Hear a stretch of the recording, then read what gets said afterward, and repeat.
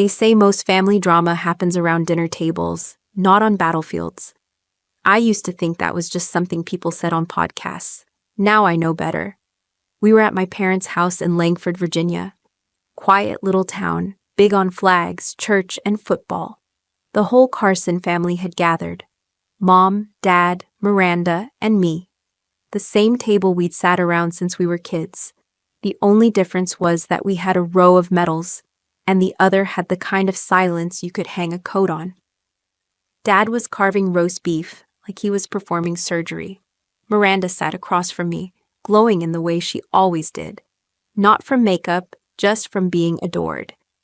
She had just returned from her tour in Belgium and gave a speech about modern warfare and gender representation that went viral in defense circles. Mom printed out the article and framed it. I'm not kidding. So, Dad said, cutting into his plate. The Pentagon's recognizing Miranda's unit next month. Ceremonies at the Fort Grissom Hall. Big deal. He didn't look at me when he said it, just kept cutting. Mom smiled like the turkey had stood up and saluted. They're calling it a formal commendation for leadership under pressure. Miranda shrugged, fake modesty locked and loaded. It's just a title. The real honor is serving. No one laughed. That's not how things worked in our house. I cleared my throat. Didn't know Fort Grissom was hosting internal commendations again. Thought they were still under renovation. Silence. Then Dad finally looked at me. You back from deployment? I nodded. 3 days ago, he took a sip of iced tea. Anything happen? I stabbed a piece of potato. A minor skirmish outside Moraine. 2 of ours wounded. Intel extraction was successful. Still no reaction. Miranda finally broke the silence. Moraine? Wasn't that where Intel got messy with the terrain shift? I heard Central Command had to move satellite passes because of cloud density. Her tone was casual, but I knew better. That was her speciality, sounding innocent while twisting the knife. Yeah, I said. They moved the pass. Didn't help much. Dad wiped his mouth with a cloth napkin. That's the kind of decision-making you gotta be ahead of, Sarah. I looked at him. It wasn't my call. He nodded once, slowly. Still happened under your watch. My mother suddenly stood and started clearing dishes no one had finished. That was her version of an emotional outburst. No one asked me if I was okay. No one asked who the 2 wounded soldiers were. No one asked how I'd made it back with a busted ankle and 6 hours of radio blackout. After dinner, we sat in the living room. Dad turned on the TV but muted it. Some military tribute program was on. Miranda's face appeared in a montage, talking about mentorship in the modern Corps. I said nothing. That part wasn't new. The only photo of me in the house was still the same one from Basic, tucked behind a lamp in the guest room. Not that anyone had bothered to dust it. Miranda leaned back and said, They're considering my promotion to brigadier. Nothing's official, but General Holloway dropped some pretty heavy hints. Dad sat up straighter. Wouldn't surprise me, he said. You've been sharp. Always have been. I stood up. I should go. Early debrief tomorrow. No one stopped me. No one walked me to the door. That's just how the Carson family did closure, like an injury that didn't need treating. If you've ever sat through a family dinner where you felt invisible, drop a comment. And if you're still here, hit subscribe. We're just getting started. I heard Miranda's laugh through the window as I walked to my car. It was the same laugh she used when we were kids, and she convinced me to climb the roof to prove I could be brave too. I broke my wrist. She got a merit badge for creative team leadership. I drove home with the windows down.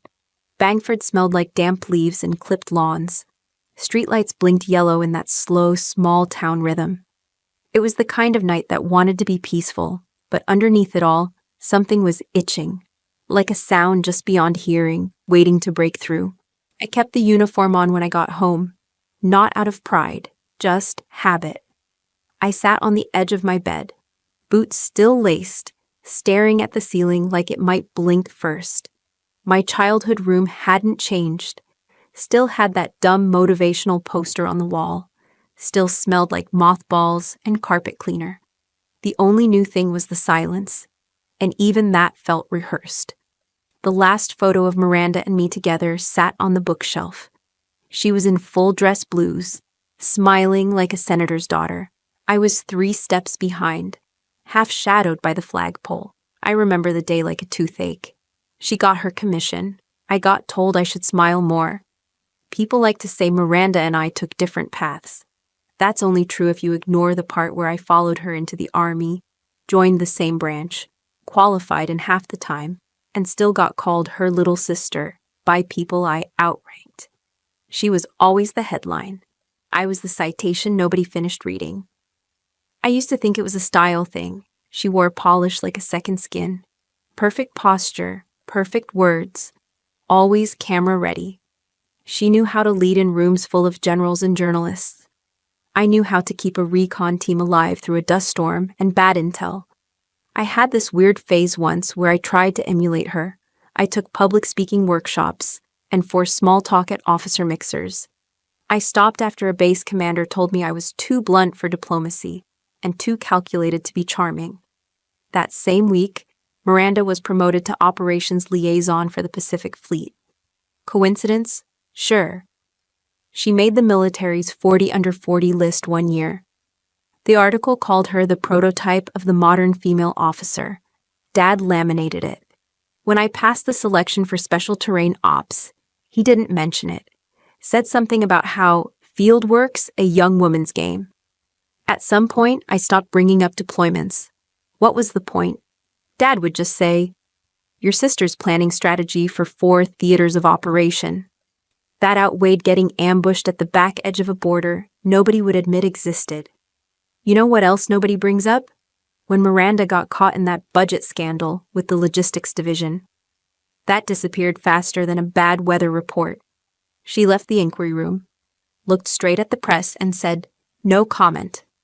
The following week, she was photographed shaking hands with a senator in Montana. I asked her once during a leave overlap how she kept her record spotless.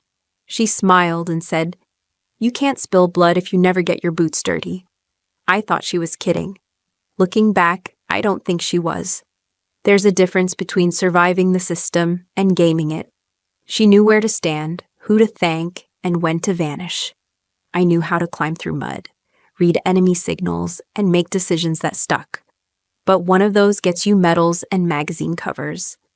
The other gets you silence and side glances. Mom always said Miranda had presence. That's code for you could put her on a poster. Dad said she was born to command. When he said that, he was looking right at her. I was there too, but it was not part of the sentence. The funny part? I didn't resent her, not the way people think. I just kept track. Every missed thank you, every overlooked mission brief, every conversation that pivoted back to her before I'd finished my sentence. I kept them like bookmarks, not out of bitterness, so I wouldn't forget where I stopped mattering. That's the thing about being the shadow in someone else's spotlight. You can still see everything. You just have to squint. The morning after dinner, I left without saying goodbye. No one stopped me. Didn't even hear a door open. Just the click of my car locking and the sound of my breathing. I had a mission report to file and an empty inbox waiting at the base. No one had called. Not even my CO Moraine had gone quiet. That's usually how you know something went wrong, when the silence shows up too fast. Like they're moving on before your boots are dry. I opened the mission logs in my inbox like I was defusing something. The Moraine debrief had arrived at 2:14 a.m. No subject line, no context, just a raw data dump. The first attachment was a terrain schematic, 3 days old and outdated before we even deployed. The second was a time-stamped itinerary showing the original op window. I scrolled to the bottom, in red. Revised insertion, 22:30 Zulu. That wasn't my handwriting. I leaned back in the chair and stared at the ceiling. It creaked like it was judging me. Outside, the air smelled like pine and diesel fuel. Inside, it smelled like blame. I remember the day we got the Moraine orders. Our team was running a live fire simulation off base. I was pulled mid-exercise and handed a sealed envelope by a courier who didn't make eye contact. Inside, one line, Report to Command Briefing Room B, 0600. Classified. No context, no signature. The room smelled like paper and nerves. General Wes Holloway stood by the whiteboard, arms folded like waiting for someone to fail him. Miranda was already in the front row, legs crossed, sipping black coffee like she owned the carpet. I sat in the back, where people didn't expect me to talk. Holloway started with buzzwords: surgical presence, minimal engagement, and strategic capture. It's an intel grab, in and out. The kind of thing you don't get medals for, just bruises. The target was an insurgent relay hub deep in the Moraine Desert. No heavy weaponry, no confirmed hostiles. Just sketchy chatter and a few heat signatures on satellite. This is recon-led, Holloway said. Lieutenant Carson's team will guide the insertion. Colm Carson will oversee coordination. He didn't even flinch saying that. Didn't even notice the double Carsons. I did. So did Miranda. She turned and gave me a nod, congratulating me for showing up. After the briefing, I caught up with her in the hallway. You know this terrain? I asked. I've read the reports. Reading and walking aren't the same, she grinned. You always get twitchy before ops. I didn't answer. She tapped my shoulder. Just keep it tight. We'll be fine. Back in the war room, the first thing I did was request updated satellite imaging. The recon pass we needed was set for 0145. That gave us a window with eyes overhead, live data, clean movement, safe fallback. 2 hours later, Miranda walked in while I sketched out fallback zones. You still planning for a 200 start? That's the only window with satellite cover, she shrugged. We move earlier, we catch them asleep. Less chance for escape, less mess. We move earlier, we move blind. She stepped closer. Command's leaning toward a 22:30 start. Holloway says we've got enough imagery to justify it. I stared at her. He say that or you did? She raised an eyebrow. You always get this defensive when your sister disagrees with you. This isn't a sibling argument. It's an op.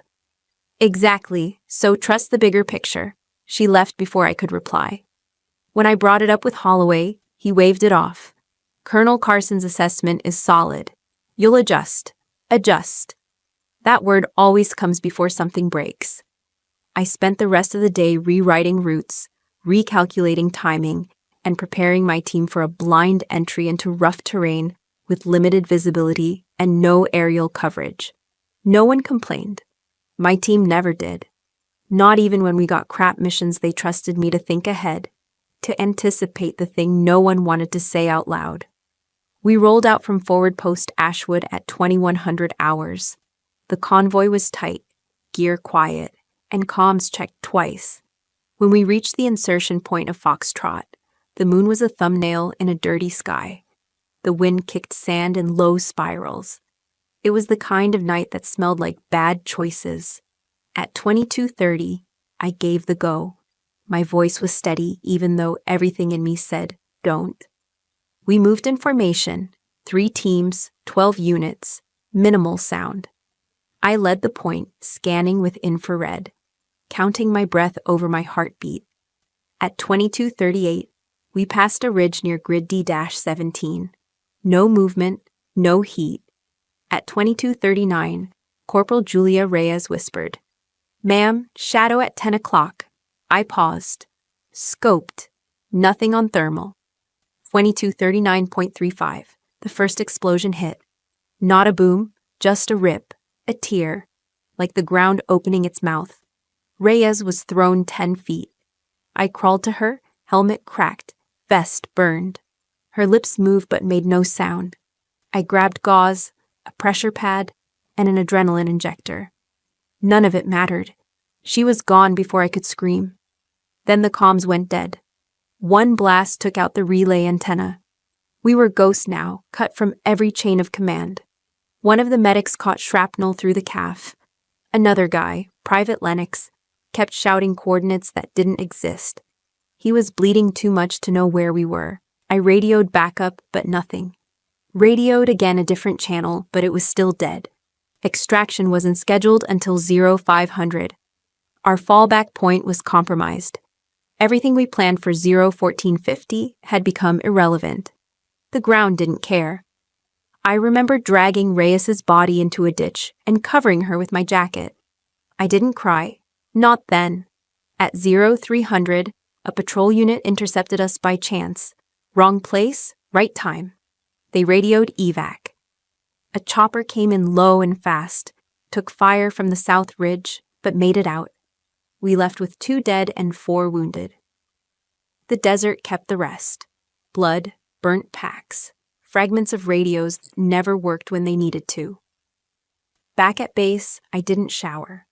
I sat in the dark with dirt in my mouth, and no one left to debrief, only ghosts. I reported for debriefing like I still believed someone might listen. The room was cold and loud in that silent way. Metal chairs, concrete walls, fluorescent lights that never blink. 3 officers were at the table, none from my command.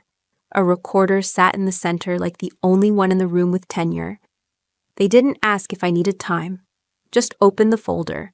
Lieutenant Carson, confirm your name and designation for the record. Sarah Carson, Unit 5X, Tactical Reconnaissance, Field Rank, Lieutenant Colonel. A pause. One of them, a guy with a face like spoiled milk, looked up. You were demoted to lieutenant before this operation, correct? Number, that's incorrect. He made a mark. I watched him write the lie like it was routine. They walked me through every move, time of departure, entry point, when we lost comms, casualty count. My voice stayed steady. I didn't blink. I didn't look for sympathy. That's not how this works. Then came the real question. Who authorized the early shift in operational window? I was advised the original timing was compromised. Advised by whom? I hesitated.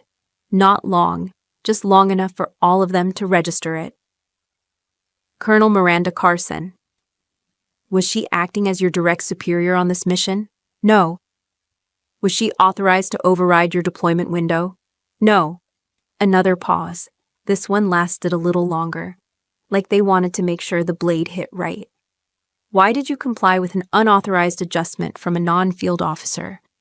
Because she was my sister. Because she always got what she wanted. Because I thought for once I might be part of the inside circle instead of cleaning up after it. I made a judgment call based on presumed intelligence priority, I said. Did you verify that presumption? I didn't answer. The man at the center flipped to the final page. We have a statement from Colonel Carson. She confirms strategic discussions occurred, but denies making any specific operational recommendation. That was her move. Always just enough rope to hang someone else. She was in the room, I said. She suggested the timeline. She said command would back it. Did she issue that in writing? No. Did you request it in writing? I didn't bother answering that one. We appreciate your cooperation. That was the end. No handshake, no eye contact. They ran the tape long enough to prove the silence wasn't technical. A week later, I was handed the letter, not by a person, by a mail clerk who dropped it in my lap like an Amazon package. Failure to adhere to operational protocol, resulting in loss of personnel. Effective immediately, suspension from field duty, pending further review. No charges, no formal demotion. Just a black mark that bled through everything else I'd ever done. I didn't call Miranda. She didn't call me. We both knew how this worked. If I stayed quiet, she'd stay clean. If I made noise, I'd make enemies I couldn't see. The next day, I packed my gear into a single duffel. I folded my name tag like a used napkin and dropped it in last.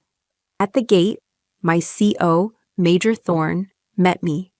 He didn't say anything, just handed me my clearance code and nodded. Outside, I stood in the Arizona sun for a second, blinking like I'd forgotten how light worked. I drove home, not to my apartment, not to some safe house, home. The Carson house hadn't changed. The lawn was mowed too short. The flag was spotless. The welcome mat still had the military seal stitched like a joke. Dad was in the recliner, watching a rerun of some war documentary. He didn't mute it when I walked in, just looked at me once. You made a bad call, he said. I didn't make it alone. You were in charge.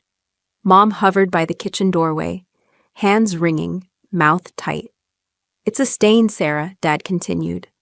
The uniform doesn't forget. I went upstairs. My childhood room was still painted beige, as if no one had ever lived there. That night, I sat on the edge of the bed and waited. For anything. A knock, a whisper, a sign that someone believed I hadn't tried to screw up on purpose. Nothing came. Morning brought an envelope on the counter. My name is on the front. Mom's handwriting. Inside, a printed invitation. Miranda's promotion ceremony. Brigadier General Carson, Fort Grissom. No note, no warmth, just logistics. I didn't cry. I didn't yell. I showered, ironed my dress uniform, and polished my pins until they gleamed like I still believed they meant something. The mirror didn't flinch when I saluted it. I stood in full dress uniform, hair pinned back to regulation, every ribbon aligned. It felt like playing a part in someone else's story, one where the hero looked like me but didn't bleed like I had. The ceremony was at Fort Grissom, 2 hours south. I left early, didn't want to get stuck in traffic or run into anyone. Mostly, I didn't want to give myself an excuse to turn around. The drive was flat, nothing but cracked highway, occasional signage, and the hum of a radio I never turned on. When I arrived, the parking lot was half full. Officers milled about in clusters, laughing, adjusting collars, rehearsing praise. I stayed in the car until my hands stopped shaking. I walked to the entrance, invitation in hand. The officer at the gate looked up from his list. Name? Lieutenant Sarah Carson. He scanned the clipboard, frowned, scanned again. Sorry, you're not on the list. I blinked. There's been a mistake. I have the invite right here. He didn't even glance at it. If you're not on the list, I can't let you in. Through the glass doors, I saw them. My parents, some cousins, even my old high school coach. Miranda stood center stage, laughing, adjusting her nameplate. I turned back to the officer. It's fine.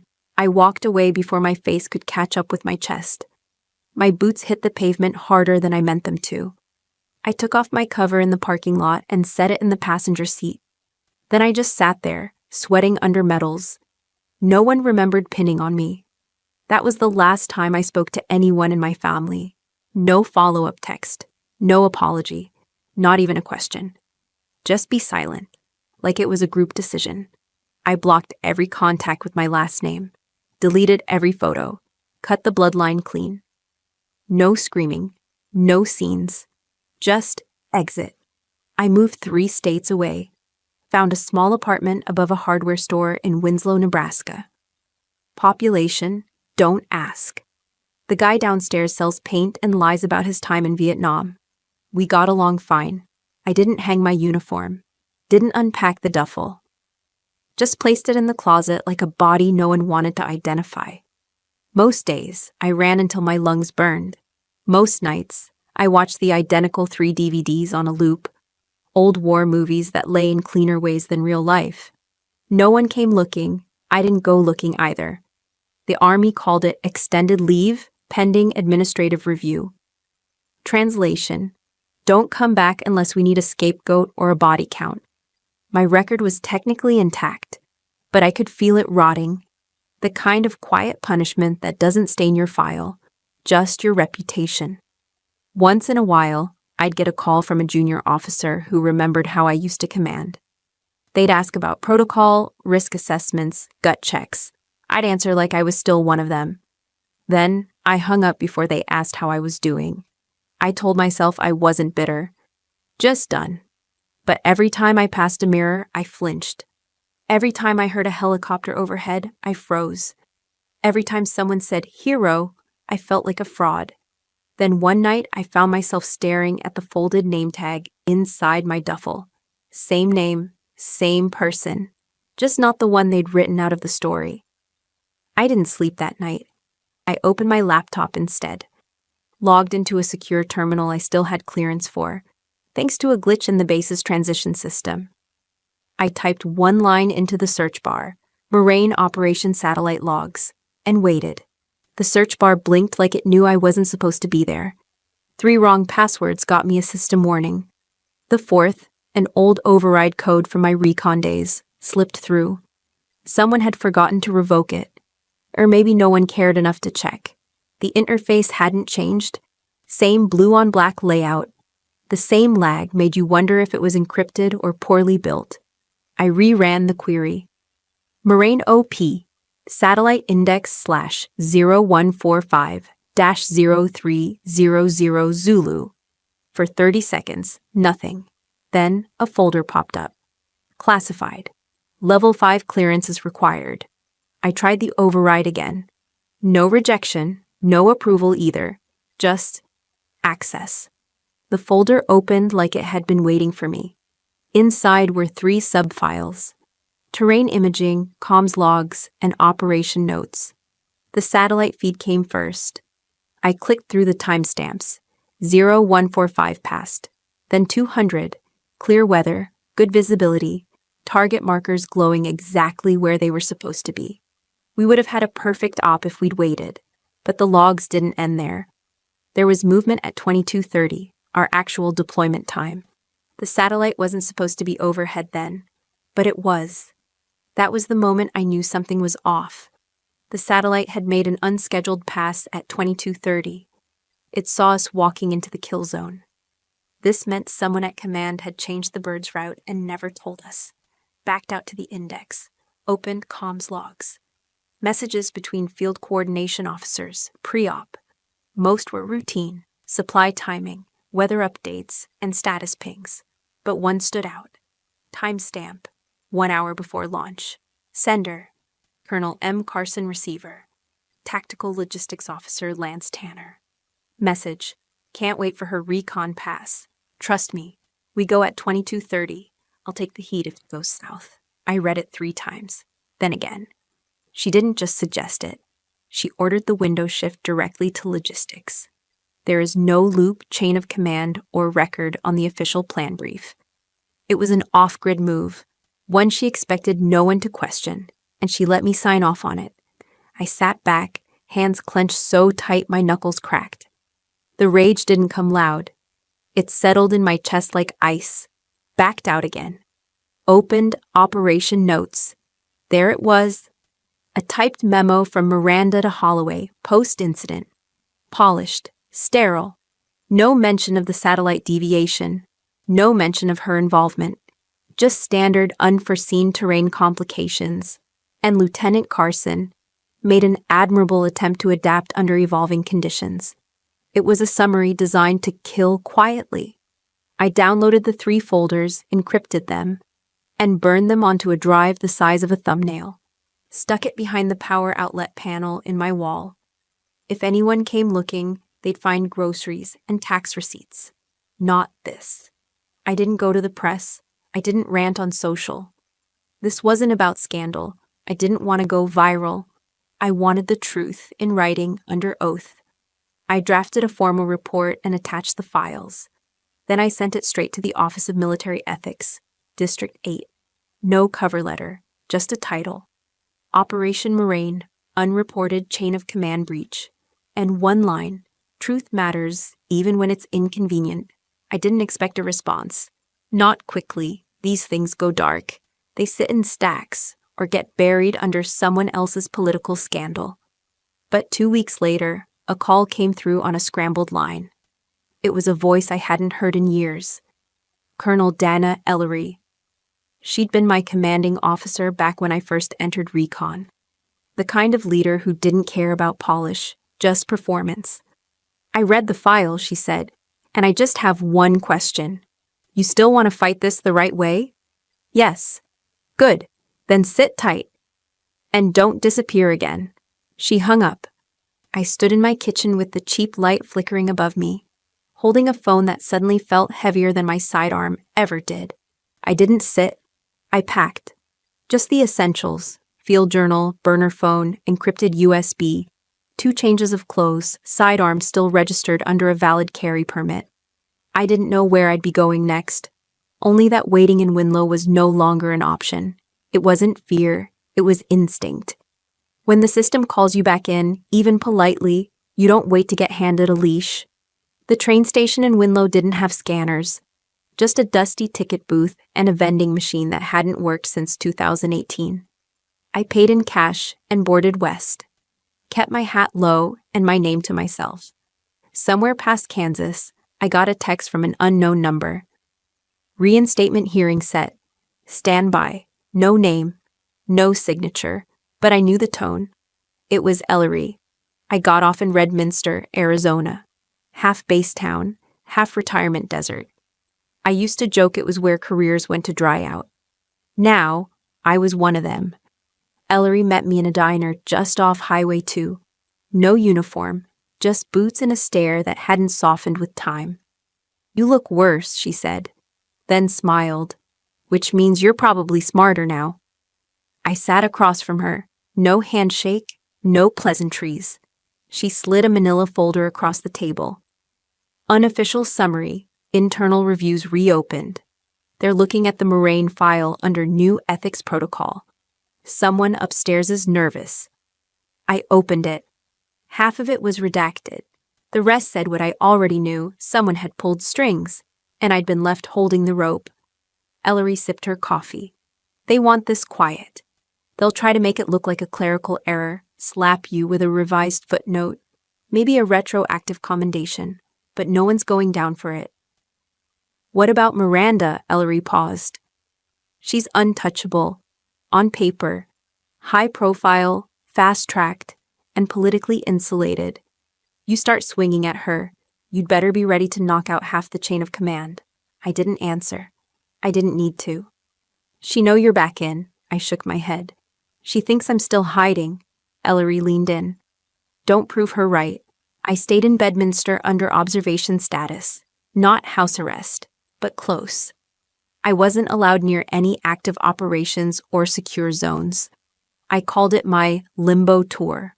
Wake up, check emails that never came, and go for long runs in straight lines. I spent time auditing old field reports and correcting errors no one cared about. The kind of busy work they give to ghosts. The only call I got was from internal audit, requesting a voluntary statement. I gave them a tight, clean version, facts, no emotion, no speculation. They asked if I believed the timeline change was intentional sabotage. No, I said, but it was willful negligence. They didn't ask what I meant, just thanked me and hung up. A week later, I checked my file on the internal system. It had a new tag at the bottom. Operational integrity restored. Clearance level reinstated. No email, no ceremony. Just a line of text. The same night, I got another message. Pending assignment available. Review attached. Attached is a field brief. Classified location. Recon oversight. Needed an officer with discretion, history of adversity, and proven field leadership. At the bottom, report directly to Major General Don Ellery, Strategic Integrity Division. That was her way of saying, you're back, but not just where you left off. I closed the file and stared out the window. The desert was still red and empty. The kind of place that felt honest, even when people weren't. I didn't call my family, I didn't unblock them. But I did check the defense registry. Miranda's name was still trending. Multiple interviews, a podcast, and some op-eds where she talked about transformational leadership under crisis. All buzzwords, all clean. But one new entry caught my eye. A line at the bottom of her public commendation profile. Currently under secondary review due to discrepancies in pre-op protocol logs. No current disciplinary action. It wasn't justice, but it was a shadow. And shadows grow. I didn't smile, but I started packing again. Not like before, not reactionary. This was surgical. I kept what mattered. Burner IDs, field codes, raw data backups, and an encrypted tablet with every digital trace of Moraine archived in 6 ways. I left behind everything with a barcode. No note, no call, not even a courtesy email to Ellery. I figured she'd understand. People like us don't vanish because we're scared. We vanish because silence buys you the freedom to build. I ditched my government cell on a West freight train and used a secondary alias I hadn't touched since Fort Barron. The name on the ID was Lee Connors, born in Idaho with 0 military records. The photo looked like someone trying too hard not to look like me. I took back roads, switched motels every 3 nights, slept in boots, ate when I remembered. There was no master plan, just absence. Controlled, calculated absence. I spent 2 weeks working nights in Nevada at a shooting range that no one had inspected. Ash job, no questions. I fixed scopes and recalibrated rangefinders like it was therapy. Now and then, someone would ask where I learned to shoot. I'd shrug and say, Montana. The owner called me Sharps, and that was it. That's all I needed. One morning, a guy in a suit walked in. No name tag, visible sidearm, or casual interest in the gun wall. Just quiet eyes and polished shoes on cheap tile. He didn't ask for a rental, didn't sign the log, just waited until I stepped behind the counter. Then he said it.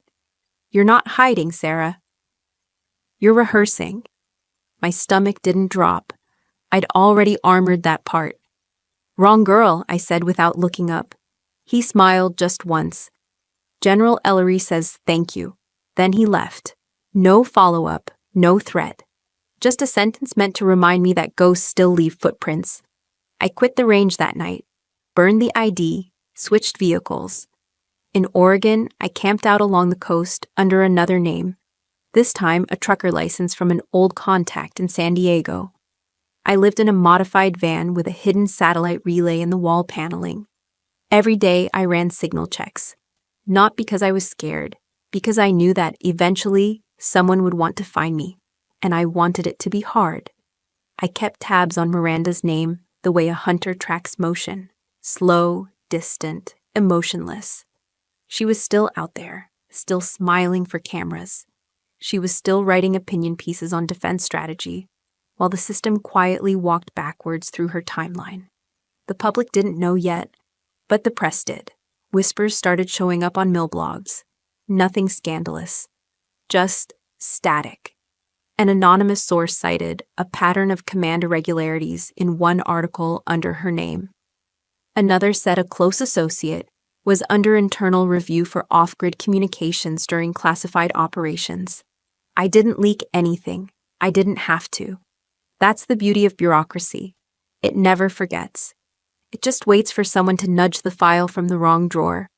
My only rule was simple. No contact. Not with Ellery, not with Base. Not even the officers who still believed I was worth something. I'd earned my silence. I planned to keep it. Until the envelope showed up. No stamp, no return address.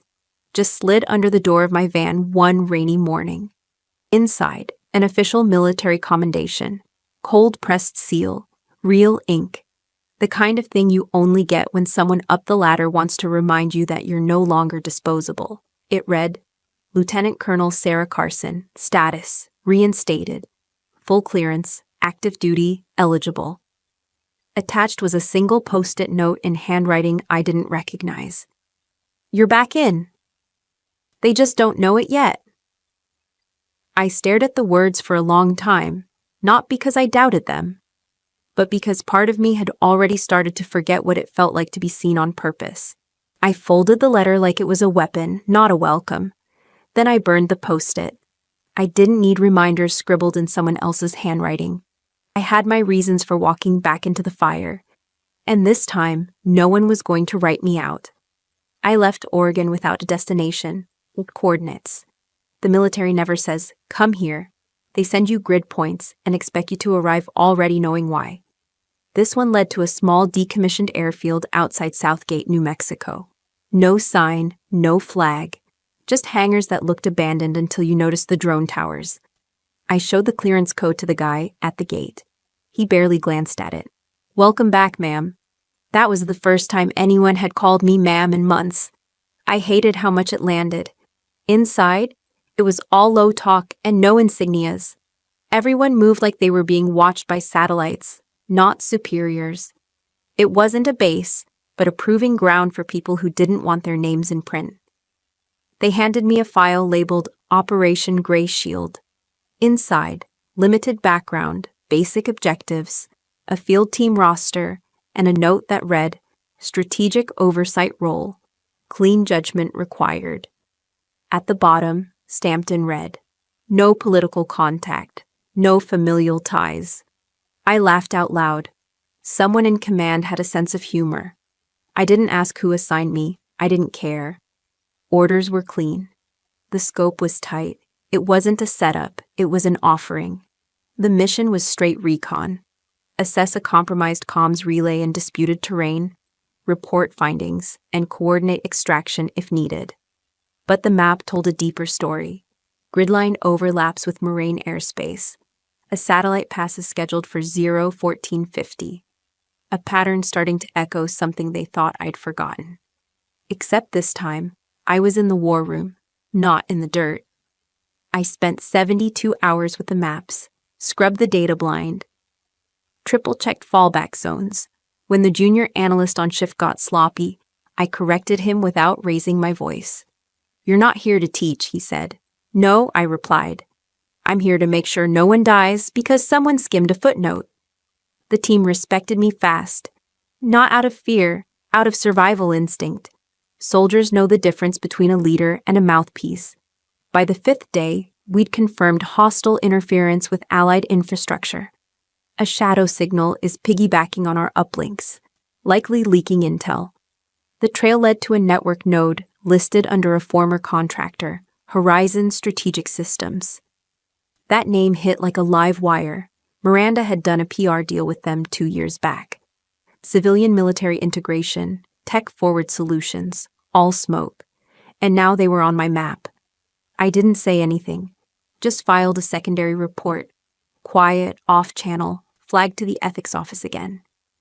The final brief was submitted without flair, clean wording, no implied blame. Just data that said, this area is bleeding.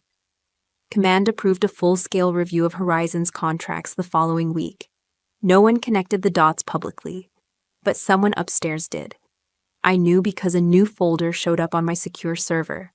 No name, no preamble, just one sentence inside. They're watching her now. I stared at it for a while. Not because I needed confirmation, because this time, I wasn't the one under the spotlight. After the op, they offered me a permanent role, strategic ethics liaison, base optional, high clearance, low exposure. It came with a house near Fort Larrabee, some ridiculous title, and a stipend that looked like hush money dressed in medals. I accepted, not because I wanted to settle, but because I knew it put me one floor above the people who once signed me off as an asterisk. I kept the job quiet, didn't update my record, didn't go public. My name started appearing again, just minor. Footnotes on secure documents, commendation chains, and internal briefings. Not loud, but present. It was enough to ensure they'd never lose track of me again. I signed documents now that used to get signed over me. Not big ones, internal reviews, ethics waivers, compliance notices. But every signature meant something. They were keys, and the more I signed, the more I saw what doors they'd kept locked. My office at Fort Larrabee was nothing special. No plaques, no flags. Just a locked cabinet, a secure line, and a coffee pot that hissed like it resented being useful. But the room came with access. Quiet, unannounced access to systems that didn't blink when I searched names like Miranda Carson. That's how I found the Horizon trail again. Buried in a logistics audit for a canceled tech pilot. Sub-vendor flagged for billing inconsistencies. Line item. Tactical Integration Testing Support. Arizona Theater. Dated 2 weeks before Moraine. No mention of Miranda by name. However, the project lead was a civilian advisor assigned to the 5th Expeditionary. Her old unit. Her old reach. Someone tried to delete the entry. Sloppy. Amateur-level erase job that only worked if no one was looking. But I was, so I dug. Late nights, no assistance, no one to cover tracks but myself. I used backdoor protocols I hadn't touched since recon days. Most people assume that ethics officers have just reviewed the policy. I treated it like fieldwork. Covert, patient, surgical. I mapped connections. Miranda to Holloway, Holloway to Horizon, Horizon to a contractor flagged in a separate incident, a data breach in Winslow, Nebraska. I nearly laughed. Same town I'd vanished into. It wasn't a coincidence. They'd been watching me long before I reappeared. I filed a quiet complaint, not as an accusation, but as a procedural irregularity. Then I flagged the network for internal review using someone else's clearance trail. The beauty of bureaucracy is that you can make it chase its tail once you get inside it. A week later, I received an unmarked envelope on my desk. Inside, 3 redacted memos, all internal to Horizon, dated during the Moraine planning phase. Each one was approved by someone who no longer worked for the company. 2 had retired early. 1 had gone missing last year during an audit. Patterns don't lie. People do. I didn't push the information to Ellery. I knew she was watching, but I needed one thing first: confirmation that what happened to me wasn't just ambition or error. It was a system built to protect the golden ones, even if it meant grinding the rest of us to dust. So I went to see someone who used to write the rules. His name was Colonel Trent Barlow. Retired now, running an overpriced defense consultancy out of DC. 10 years ago, he signed off on dozens of fast-track promotions, including Miranda's first bump from lieutenant to captain. Back then, people said he had a good eye for political talent. Translation: he knew who could wear medals without asking where they came from. I booked a fake consultation through his office under a corporate alias, walked in wearing civilian clothes and a poker face. He didn't recognize me. "Miss Connors," he said, extending a hand. "What can we do for your organization?" I pulled the burner phone from my jacket and slid it across the table. The screen lit up with one of the redacted memos. His face didn't move, but his hands did. A slight twitch in the left thumb. Microtells. Panic looks small when you're trained to sit still. "Where did you get this?" he asked. I didn't answer, just watched him reread it. He swallowed once. "I don't know what you think this proves," he said. Horizon had dozens of contractors. "Sure," I said. "And only one of them signed off on an op that killed 2 of my men." He opened his mouth again, closed it. I stood up. "Don't worry, Colonel. I'm not here to ruin careers. I'm just building a file." Then I left. Walked back into the cold with a face that didn't flinch. I wasn't hunting them. I was boxing them in. The wind outside was a bit hard, but my hands were steady. I didn't go home.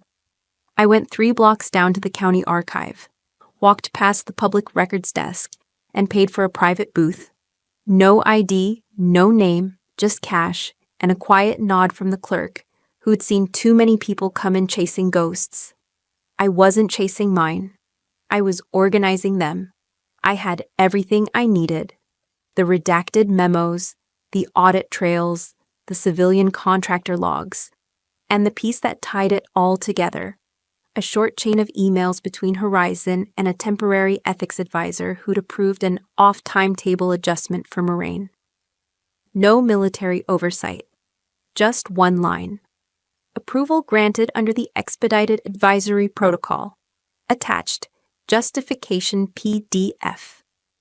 The file was gone, of course, but the approval still bore a timestamp. 1 hour before, Miranda pressed the command to shift the op window. It wasn't just circumstantial anymore. It was coordinated negligence, and the negligence had a name. I compiled the file cleanly, no commentary, no emotion. Just titles, links, certifications, and a short index with 6 references. I burned it to a classified encrypted drive and mailed a sealed duplicate to the Office of Military Ethics, District 8, from a remote post office in Flagstaff. No cover letter, no warning. Just a sticky note inside that said, "If this disappears, I won't." I didn't wait for confirmation. Instead, I went back to work. Ellery reached out a week later. No small talk. Just a short voice message on a secure line. "Good work, Carson. It's moving. Don't ask where." That was enough. My role expanded quietly. No promotions, no fanfare. But the files I reviewed started carrying bigger names. Internal operations, once considered untouchable, were now under discreet ethics review. I saw the fingerprints of men who used to sign my fate in blue ink. I didn't erase them. I just made sure someone else finally looked. The silence of it all was what healed me most. No spotlight, no medal. I knew my quiet step was a brick back under my name. I spent more time at the base in Bedminster, training new officers on procedural integrity, reviewing operational audits, and sitting in on round tables where generals used to pretend I didn't exist. They didn't ask about Moraine. They just nodded when I spoke now. The kind of nod that meant, "We see you," and that was enough. Walking out of a debrief one afternoon, I ran into Lance Tanner. He was a field tech back during the Moraine deployment. He'd lost part of his hearing in the blast. Last I heard, he was reassigned to communications support stateside. "Lieutenant Colonel Carson," he said, blinking. "I didn't know you were back." "I never really left," I said. He smiled. "Good, because a lot of us thought they buried the wrong name." I didn't answer, just clapped him on the shoulder and moved on. Some truths don't need applause. Back in my quarters, I finally did something I hadn't done in a long time. I opened the uniform drawer, pulled out the regulation jacket, ran my hand over the fabric. The name still said Carson, threaded in tight, nothing fancy. But it wasn't the same jacket I'd worn into Moraine. This one had a different weight to it, not just because of the rank, because of what I'd carried to get here. I put it on, just to see if it still fits. The mirror didn't argue.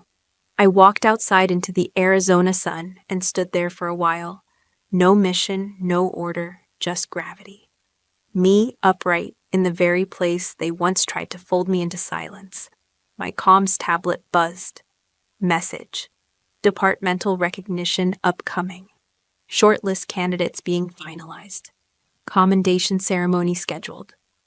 Command request, be present. I stared at it like it had come from another planet. Same format, same language. The same system that had once told me I didn't exist. But now, my name was back in its mouth. I didn't reply. I booked the flight instead. One way to get into DC is through military clearance and government rates. No fanfare, no luggage. Just a uniform bag, a flash drive, and a folder marked "Supporting Documents, Internal Use Only." The ceremony wasn't listed publicly, of course. It never was for this level. They called it a strategic commendation briefing, held inside a repurposed operations hall at Fort Crescent, where history never smiled, just archived. I arrived the night before, checked into a nameless government lodge with carpets older than most junior officers. I ironed my jacket myself. No aides, no assistants. I'd never wanted them. Still didn't. In the morning, I stood in front of the mirror again. The stars on my collar caught the light, and for once, I let them. Not because I needed to be seen, but because I knew what it cost to wear them. The room was packed when I arrived. Brass everywhere, sidearms glinting under perfect lighting, and enough protocol to choke a courtroom. I walked through the crowd like I belonged, because, this time, I did. Not because they said so, because I said so. I took my seat near the front, 2 rows behind the podium. People whispered. I heard my name once, twice. Some mouths said Carson, like it was a myth that had reappeared from the footnotes. Some said it like they were afraid I might hear. I did. But I didn't look. The ceremony itself was dry, as always. Speeches from faces built for television. The language that meant nothing unless you knew how to read between the lines. Phrases like service beyond reproach, strategic integrity, unseen resilience. I sat still, not out of discipline, out of knowing that none of them had ever been erased. When the host reached the last portion, the air changed. He cleared his throat. There's one more name, he said, whose file nearly disappeared, but whose actions rebuilt more than a record. She didn't ask for recognition. She never needed it. But she earned something better, undeniability. He paused. The room didn't. Everyone turned. General Sarah Carson. That pause was louder than applause. Then came the standing. Not all, but enough. Enough to make it echo. I stood slowly, no rush. Walked to the podium at a pace they couldn't misread. Controlled. Calm. Entirely mine. The general presenting the award didn't speak. Just pinned the medal over my heart and stepped back with a nod that felt more like an apology than congratulations. I took the mic, not because I had a speech, but because silence would have felt like surrender. I was never meant to be here, I said. Not because I wasn't qualified, but because systems don't make room for ghosts they buried too well. I scanned the room, stopping only when I saw two familiar silhouettes in the back, Miranda and Holloway, both rigid, both watching, neither smiling. I continued. There was a time I wore this uniform and still felt invisible. I followed orders, carried the weight, buried the names of men I lost. And when I asked why, when I questioned a failure that wasn't mine, I didn't get answers. I didn't raise my voice. I got erased. Silence again. No one coughed. No one moved. But records don't stay buried, and ghosts learn how to knock down walls. I stepped back from the mic. No dramatics, no salute. Just the sound of a room full of people realizing the quiet ones survived too. Later, in the lobby, they came. A few old names. A few new ones. Officers, I didn't think you remembered me. One young soldier stepped forward. Barely 20, uniform stiff with starch. You're the reason I didn't quit, she whispered. I didn't know her, but I nodded. Because I understood exactly what that cost. My boots echoed louder as I crossed the marble floor than the applause had been. I didn't stop to speak to anyone else. Not the junior officers lingering by the coffee urn. Not the colonel who used to forget my name in briefings. It was not the press liaisons who were just realizing they hadn't vetted the right person. I walked straight toward the back corridor where the screen was mounted. It was 15 feet wide, military-grade LED, set into the wall like it had been there longer than the building. Above it, in silver lettering, honorable recognition, active command. Names cycled every 10 seconds. Each line displayed as ranked, named, command division, and status. No colors, no flair, just data. Unarguable. I stood in front of it and waited. It cycled through battalion commanders, division chiefs, and strategic liaisons. I kept reading. I didn't blink. Then I saw it. General Sarah Carson, Strategic Ethics Liaison, District 8 active, commendation filed. I read it twice, not because I didn't believe it, because it was finally there. I didn't have to defend it. Behind me, I could hear footsteps, slower now, some hesitating, some stopping. I didn't turn around. A few more names passed, then hers. Major Miranda Carson, 5th Expeditionary. Status, pending review. Her name stayed up a second longer than it should have. Some glitches tell the truth better than any official statement. I looked at it, and I didn't smile. I didn't gloat. I didn't feel anything sharp or sweet. Just finality. Clean. Cold. Correct. The footsteps behind me stopped. You didn't tell us, a voice said. I turned. My father. No rank on his jacket. No medals. Just a pressed civilian suit. Hands clasped like he didn't trust them to stay still. Beside him, my mother. Stiffer, paler, quieter than I remembered. Her eyes moved from the screen to me like she didn't know which was harder to face. You didn't ask, I said. He flinched. Not much, but enough to catch it. My mother spoke next. You could have called. I did, I said. Years ago, you listened to someone else. She nodded, not defensive, not apologetic, just tired. We didn't know how to believe you. I didn't need belief, I said. I needed backup. My father cleared his throat and looked at the screen again. Miranda's name had disappeared, replaced by a new incoming commander from Red River Base. You outrank her now, he said. That's not the point, I said. He didn't argue, just staring like the screen owed him something it wouldn't give. Miranda arrived a moment later. She walked slower than usual. Kind of slow that says, "I've already read the new memo." We locked eyes. She didn't speak first. That was new. "I didn't mean for it to go that way," she said. "That night, that operation, it spun." "It didn't spin," I said. "You pushed it." She nodded, swallowed. "I thought I could fix it before it broke." "You broke it on purpose," I said.